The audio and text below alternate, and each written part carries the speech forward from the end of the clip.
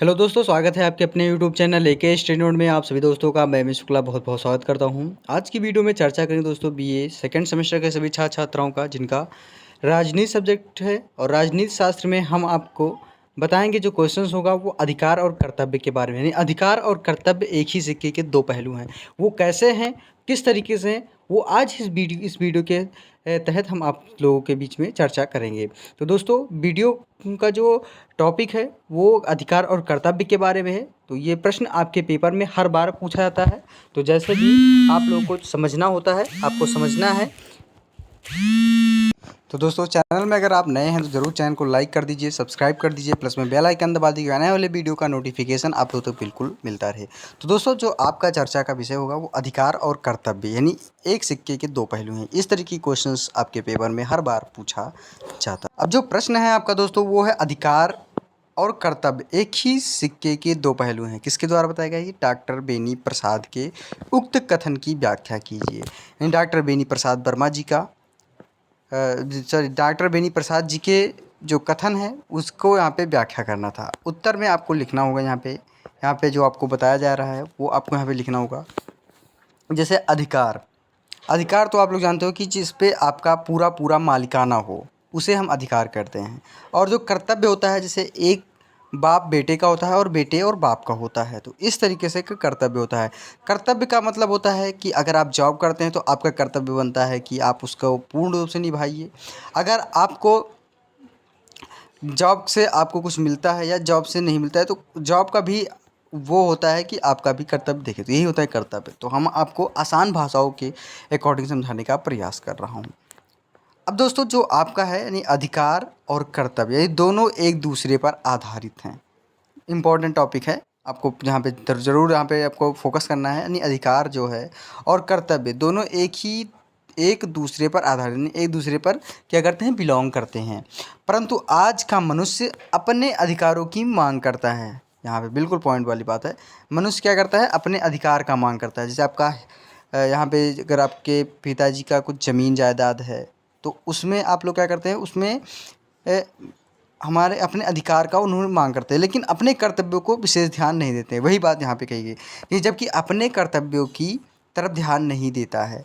अधिकार तो व्यक्ति का एक ऐसा दावा है जिसके उपयोग से मनुष्य अपनी आवश्यकता पूर्ति करने का अवसर प्राप्त करता है। जो अधिकार होता है यहाँ पे, जो अधिकार एक व्यक्ति का ऐसा है जिसके उपयोग से मनुष्य अपनी आवश्यकता को नहीं, वो अपनी आवश्यकता को पूर्ण करने का अवसर प्राप्त करता है। लेकिन इसके विपरीत अगर कर्तव्य का भाव है तो दायित्व तो होता है इसका, यानी कि इसका दायित्व है कि हमें ये करना है दोस्तों। तो जैसे आपका दायित्व है, यानी कि आपका अधिकार क्या है, आप लोग इसको देख रहे हैं, लेकिन मेरा कर्तव्य क्या है दोस्तों कि मैं आपको पढ़ाने का प्रयास करता हूँ। और अधिकार भी यहाँ पे ये है कि मैं आपसे थोड़ा बहुत अधिकार लेता हूँ। कि क्या अधिकार है मेरा? कि आपसे लाइक और सब्सक्राइब मिलता है हमें। और जो लाइक और सब्सक्राइब मिलता है, और आपको यहाँ पे मुझे यहाँ पे अधिकार है कि आपसे लाइक और सब्सक्राइब मिला। और हम आपको ये जो नोट्स आपको हम यानी कि प्रोवाइड करवा रहे हैं, वीडियो आपको प्रोवाइड करवा रहे हैं, ये हमारा कर्तव्य है। तो यही होता है अधिकार और कर्तव्य। अब यहाँ पे हमने आपको बताया कि इसके विपरीत कर्तव्य का भाव है दायित्व, यानी एक व्यक्ति दूसरे व्यक्ति के लिए जिसने जिस दायित्व को निभाता है उसे ही कर्तव्य कहते हैं। और कर्तव्य मनुष्य से त्याग की मांग करता है। कर्तव्य पालन में मनुष्य को अपनी इच्छा का भी दमन करना पड़ता है और दूसरे की इच्छा पूरी करनी पड़ती है। इस प्रकार अधिकार लाभ है तो कर्तव्य त्याग है। अधिकार में यहाँ पे वही बताया गया है कि इस प्रकार जो अधिकार है, अधिकार आपका लाभ होता है और जो कर्तव्य होता है उसे हम त्याग कहते हैं। तो अधिकार और कर्तव्य यानी एक ही सिक्के के दो पहलू, यही बताया गया है। अब अधिकार एवं कर्तव्य एक ही सिक्के के दो पहलू हैं। उक्त डॉक्टर कथन जो जिसके द्वारा बताया गया है, डॉक्टर बेनी प्रसाद का कहना है कि एक व्यक्ति का अधिकार दूसरे व्यक्ति का कर्तव्य होता है और समाज का अस्तित्व लेन देन, आदान प्रदान की सहयोगमयी भावना पर आधारित है। अधिकारों का मूल्य सदैव ही कर्तव्यों के रूप में मनुष्यों को चुकाना पड़ता है और इस अधिकार एवं कर्तव्य दो दो भिन्न भिन्न दृष्टिकोण से देखे जाने के कारण एक ही वस्तु के दो नाम हैं। जैसे अधिकार और कर्तव्य का संबंध निम्न आधार पर स्पष्ट किया गया है। जो कर्तव्य और अधिकार हैं, अब जैसे फर्स्ट नंबर बताया गया है कि एक व्यक्ति का अधिकार और दूसरे व्यक्ति का क्या होता है, कर्तव्य होता है। नहीं, एक व्यक्ति का अधिकार होगा तो दूसरे व्यक्ति का भी कर्तव्य होना चाहिए। सेकंड पॉइंट यहाँ पे आपको बताया गया है अधिकार और कर्तव्य का। यानी एग्जाम्पल अगर हम बात करें, यानी कि इसका डिफरेंट है, यानी कि इसकी भिन्नता यहाँ पे बताई गई है। यदि किसी व्यक्ति के अधिकार के उपयोग में कोई बाधा डालता है तो राज्य का कर्तव्य है कि उसे रोके और दंडित करे। तो ये तो कर्तव्य हो गया। थर्ड नंबर, व्यक्ति का अपने अधिकारों के उपयोग के साथ साथ, यानी कि अगर व्यक्ति का अधिकार है, अधिकार का उपयोग है, तो उसके साथ साथ कर्तव्य भी होता है कि दूसरे व्यक्ति के अधिकारों में वह बाधक ना बने। और सेकेंड नंबर यही आपको बताया कि यदि किसी व्यक्ति के अधिकार के उपयोग में कोई बाधा डालता है तो राज्य का कर्तव्य है कि उसे रोके और दंडित करे। यही यहाँ पे आपको बताया जाता है। फोर्थ नंबर होता है कि अधिकारों एवं कर्तव्यों का लक्ष्य एक ही है। यानी अधिकार एवं कर्तव्य का जो लक्ष्य है वो क्या है, एक है, और दोनों के पीछे समान हित तथा जन कल्याण की भावना निहित होती है।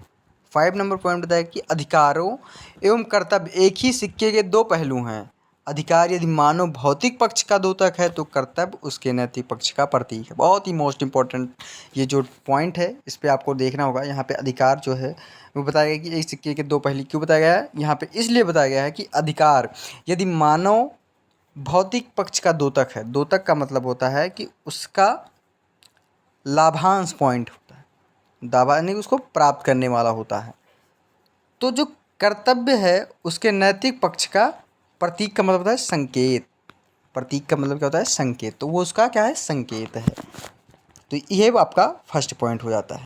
अब इस तरीके से आपका उपयुक्त यानी कि उपयुक्त विश्लेषण के आधार पर हम कह सकते हैं कि अधिकार और कर्तव्य आपस में विरोधी नहीं है, वरन एक प्राप्ति हैं।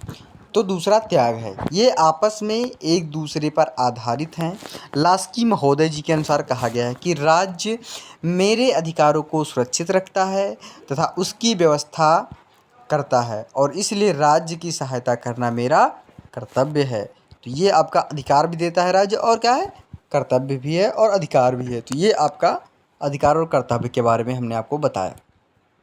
अब आता है नेक्स्ट क्वेश्चन, यानी कि सर्वाधिकार का प्रमुख विशेषताओं की विवेचना की। सर्वाधिकार क्या होता है, सर्वाधिकार का मतलब है कि सारे अधिकार आपके अंदर क्या क्या आपका अधिकार होता है। फर्स्ट नंबर है, इसमें आपको आंसर, यहाँ पे आपको जो टॉपिक है इस पे जो चर्चा करेंगे हम वो है आपका। अब इसमें आपका आता है कि आधुनिक युग में सर्वाधिकारवाद का अर्थ लोकतंत्र के विपरीत ले आता है। यानी कि लोकतंत्र जो है उसके उल्टा कहा जाता है जो सर्वाधिकार होता है। सर्वाधिकारीवादी विचारधारा व्यक्ति की अपेक्षा राज्य को अधिक महत्व देती है। प्राचीन युग में यूनान के नगर राज्यों का युग सर्वाधिकारवादी था और उस समय समाज और राज्य में कोस को अंतर नहीं था, इसमें कोई अंतर नहीं था। यूनान के नागरिक यह कहा करते थे कि वह नगर राज्य हमारा था और हम उनके हैं, और वो हमारे हैं या हम उनके हैं। आता है फिर आगे नेक्स्ट पॉइंट कि आधुनिक युग में फ्रांस का लुई 14वां, जो आधुनिक युग के थे, आधुनिक युग में जो फ्रांस के लुई 14वां कहा करता था कि मैं ही राज्य हूँ, मैं ही राज्य हूँ, और ये सर्वाधिकार का वास्तविक रूप है।